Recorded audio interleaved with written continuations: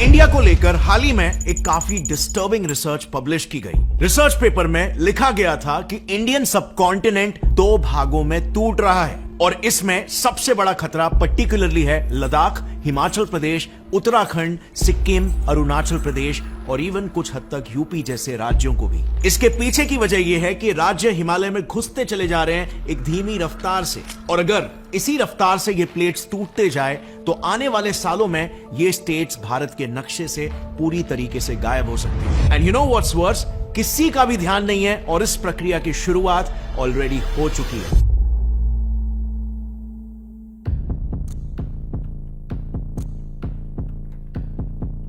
Covered at this road, and you can see it's a full winger crack and a hand can go inside it, so it's a handful crack we can say.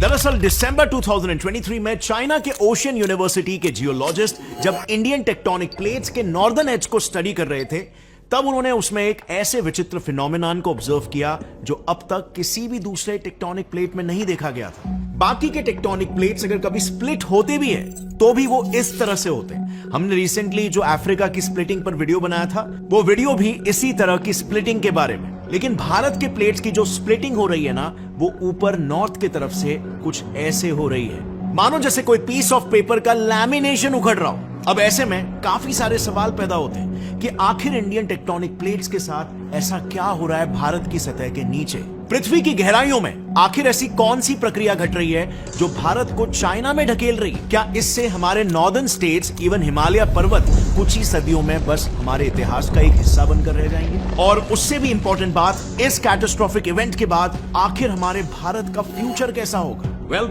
Interesting बात पता है क्या है? इन्हीं जवाबों को ढूंढने के लिए अगर आप बैक ट्रेस करते करते समय में पीछे चले जाओगे तो ये आपको पृथ्वी की एक स्पेसिफिक जगह की ओर लेकर जाएगा, और वो है तिब्बत।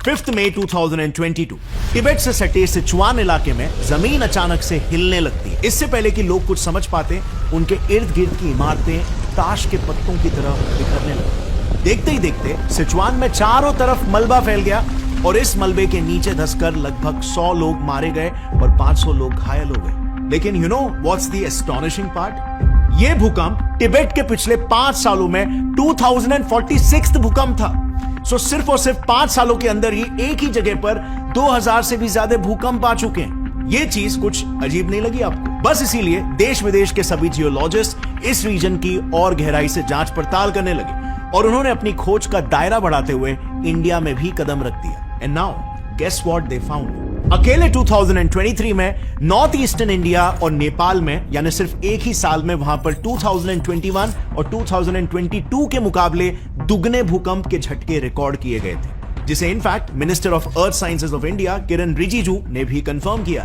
अब ऐसे में शुरुआत में तो सभी जियोलॉजिस्ट को लगा कि ऐसा इसीलिए हो रहा है क्योंकि लद्दाख, उत्तराखंड, अरुणाचल प्रदेश, नेपाल और तिब्बत, ये सभी प्लेसेस दो टेक्टोनिक प्लेट्स, इंडियन प्लेट और यूरेशियन प्लेट की बाउंड्री पर स्थित है और नेचुरली ऐसे बाउंड्रीज पर भूकंप आना कॉमन होता है। But you know, this was not enough, there was more to it. Actually में ना, इन दोनों प्लेट्स की बाउंड्री सिर्फ इतने रीजन तक ही सीमित नहीं है। ये बाउंड्री यहां कराची से लेकर लद्दाख तक ऊपर जाती है और फिर तिब्बत से अरुणाचल प्रदेश से होते हुए वापस से म्यांमार तक नीचे आती है। यानी कि अगर बाउंड्री पर होने की वजह से भूकंप हो रहे होते तो फिर वैसे ही फटके पाकिस्तान की तरफ वाले वेस्टर्न हिस्से और म्यांमार की तरफ वाले ईस्टर्न हिस्से में भी होने चाहिए। पर वेरी वियर्डली पिछले 6 साल में इस पूरे बाउंड्री पर आने वाले हर 5 में से 4 भूकंप सिर्फ और सिर्फ इसी इलाके में आए हैं। यानी कि क्लियरली इस रीजन के नीचे कुछ तो ऐसा हो रहा है जो टेक्टोनिक प्लेट्स के धक्कों से भी कहीं ज्यादा एक्सट्रीम है। But you know what, actually में ये हिमालयस के फॉर्मेशन की सिर्फ आधी सच्चाई है जो टेक्निकली गलत भी है। सो असल में हिमालय पर्वतों का फॉर्मेशन इन दो प्लेट्स के टकराने से नहीं बल्कि 3 प्लेट्स के टकराने से हुआ है। दरअसल आज से कुछ 100 मिलियन साल पहले इंडियन प्लेट और यूरेशियन प्लेट के बीच टेथिस ओशियन नाम का एक ओशन मौजूद हुआ करता था, जिसके तल में एक तीसरी प्लेट थी, शिरोदा प्लेट। अब हुआ यह कि जैसे इंडियन प्लेट गोंडवाना से टूटकर टेथिस ओशन के नीचे मौजूद शिरोदा प्लेट से टकराई, तो शिरोदा प्लेट इस कोलिजन की वजह से इंडियन और यूरेशियन प्लेट्स के बीच दबने लग गई। इसके वजह से टेथिस सी का तल उसके नीचे मौजूद शिरोदा प्लेट से अलग होकर ऊपर उठने लग गया और शिरोदा प्लेट खुद यूरेशियन प्लेट के नीचे धंसने लग गई। यानी कि 100 मिलियन सालों पहले जो टेथिस सी का तल था वही आज हिमालयन माउंटेन रेंजेस बन गए। लेकिन इस कोलिजन के बाद भी इंडियन प्लेट यूरेशियन प्लेट की तरफ बढ़ रही थी और फाइनली जब ये दोनों प्लेट्स टकराए तब बचे हुए हिमालयाज भी बने। And this is how 3 plate के कोलिजन से पूरे हिमालयन माउंटेन रेंजेस का जन्म हुआ। अब याद करो, मैंने पहले कहा था पिछले 6 सालों में इस पूरे बाउंड्री पर आने वाले हर 5 में से 4 भूकंप सिर्फ और सिर्फ इसी इलाके में आए हैं। And well that is exactly because सिर्फ इसी रीजन में शिरोदा प्लेट यूरेशियन प्लेट के नीचे गई। अब नेचुरली जियोलॉजिस्ट के मन में यही सवाल आया कि क्या ये शिरोदा प्लेट कुछ ऐसा तो नहीं कर रही जिसके वजह से पर्टिकुलरली तिब्बत और इंडिया में लगातार भूकंप आ रहे। इसी सवाल का जवाब ढूंढने के लिए यूएस के स्टैनफोर्ड यूनिवर्सिटी के जियोलॉजिस्ट ने तिब्बत रीजन में मौजूद सभी टेक्टोनिक प्लेट्स को साथ में स्टडी करके उनके बीच की बाउंड्रीज को मैप किया। एंड यू नो व्हाट, सभी प्लेट्स की बाउंड्रीज को मैप करने के लिए उन्होंने एक ऐसी चीज को चुना जो काफी अनयूजुअल थी। तिब्बत के बर्फीले ठंड में पाए जाने वाले हॉट स्प्रिंग्स यानी गर्म पानी के स्रोत। क्योंकि देखो, हॉट स्प्रिंग्स तब बनते हैं जब ग्राउंड वाटर पृथ्वी के अंदर मौजूद धड़कते लावा के कांटेक्ट में आकर गर्म होता है और सतह पर आ जाता है। इसकी वजह से उन हॉट स्प्रिंग्स में पृथ्वी के अंदर मौजूद कई सारे कंपाउंड्स भी होते हैं। सो उन रिसर्चर्स ने इन्हीं कंपाउंड्स में से हीलियम के आइसोटोप्स He3 और He4 का इस्तेमाल करके इन दोनों प्लेट्स की बाउंड्री का एक मैप बनाया। अब स्पेसिफिकली सिर्फ हीलियम को ही क्यों चुना गया? क्योंकि जियोलॉजिस्ट ये जानते थे कि हीलियम 3 सिर्फ पृथ्वी के अंदर मौजूद मैग्मा में पाया जाता है और जब वो पृथ्वी के क्रस्ट के संपर्क में आता है वहां पर मौजूद यूरेनियम के साथ रिएक्ट करके वो हीलियम 4 में तब्दील हो जाता है। यानी कि अगर किसी जगह पर हीलियम 3 की मात्रा ज्यादा हुई तो इसका मतलब वहां का क्रस्ट पतला है और अगर हीलियम 4 की मात्रा ज्यादा हुई तो वहां का क्रस्ट मोटा है। और इसी बेसिस पर इन रिसर्चर्स ने तिब्बत के आसपास मौजूद सभी 225 हॉट स्प्रिंग्स को एनालाइज किया। And then what they found was totally shocking. जहां पर normally Indian plate 100 kilometre thick है, वहीं इस मैपिंग में यह देखा गया कि तिब्बत के एरिया में वो सिर्फ 80 किलोमीटर ही थिक है, यानी 20 किलोमीटर पतली। इस ऑब्जर्वेशन के बाद जियोलॉजिस्ट को यह यकीन हुआ कि नक्की इन प्लेट्स के नीचे कुछ तो ऐसा हो रहा है जिसकी वजह से ये प्लेट एकदम पतली होती जा रही है। पर आखिर ऐसा क्या हो रहा है जिसकी वजह से इन प्लेट्स की थिकनेस कम होती जा रही है? इसी सवाल का जवाब जानने के लिए 2023 में चाइना के ओशियन यूनिवर्सिटी ने इस पूरे प्रॉब्लम को एक फ्रेश पर्सपेक्टिव से स्टडी किया। दरअसल चाइना के जियोलॉजिस्ट ने सोचा कि क्यों ना तिब्बत में मौजूद इंडियन प्लेट को एक ऐसी टेक्निक के साथ स्टडी करें जिससे हम एग्जैक्टली ये देख सकते हैं कि पृथ्वी के अंदर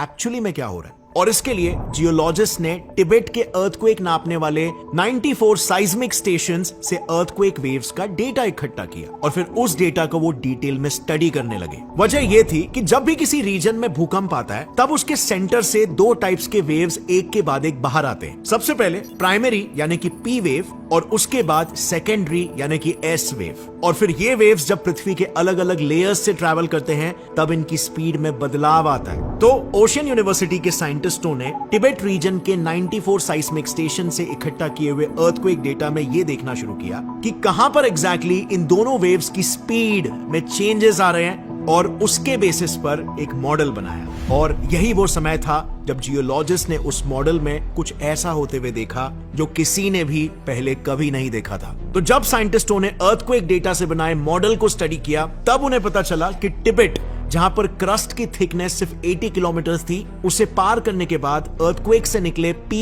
और एस वेव्स की स्पीड तेज हो गई। यानी कि ये ऑब्जर्वेशंस इस फैक्ट की ओर इशारा कर रहे थे कि वहां पर मैग्मा मौजूद है, क्योंकि ये दोनों वेव्स क्रस्ट के मुकाबले मैग्मा में ज्यादा तेजी से ट्रैवल करते हैं। बट देन कुछ ही दूरी तक ट्रैवल करने के बाद इन दोनों वेव्स की स्पीड में फिर से एक बार बदलाव आने लगा और वो स्लो हो गए। इट वाज लाइक कि मैग्मा के नीचे वापस से सॉलिड क्रस्ट मौजूद है।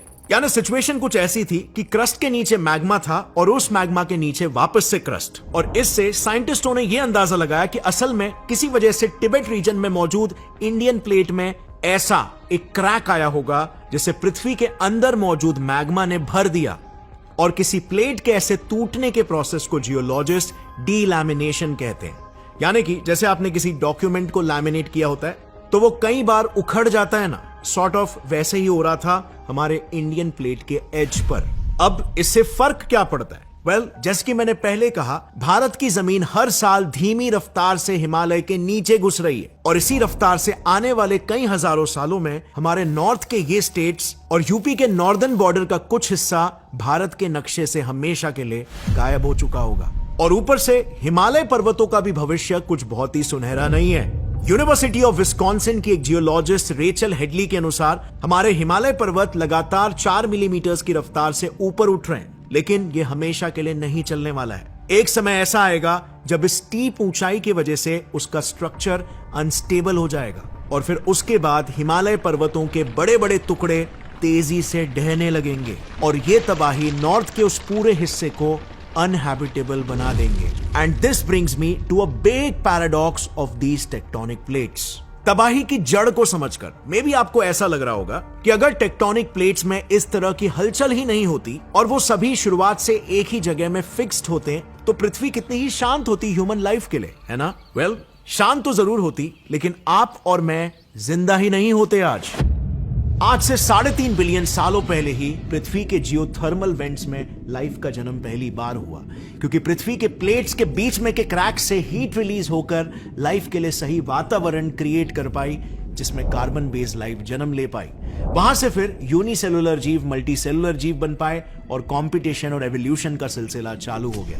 अब ये एवोल्यूशन का सिद्धांत भी फंडामेंटली उसके इर्द गिर्द मौजूद एनवायरनमेंट पर ही निर्भर करता है, जिस वजह से इन्हीं टेक्टोनिक प्लेट्स का इंपॉर्टेंस जिंदगी के फलने और फूलने के लिए और भी ज्यादा महत्वपूर्ण हो गया। I mean just think about it. आज से 150 मिलियन सालों पहले अगर ठंडे इलाकों में रहने के लिए डायनासोर्स ने फेदर्स को इवॉल्व नहीं किया होता तो आज हमारे आसपास बर्ड्स ही नहीं होते। अब जरा सोचो, अगर पूरी पृथ्वी पर सिर्फ एक ही जैसा वातावरण होता, एक ही किस्म के पेड़ पौधे होते, तो वो इवॉल्व कर पाए होते क्या? Obviously not. And this is exactly where plate tectonics come into the picture.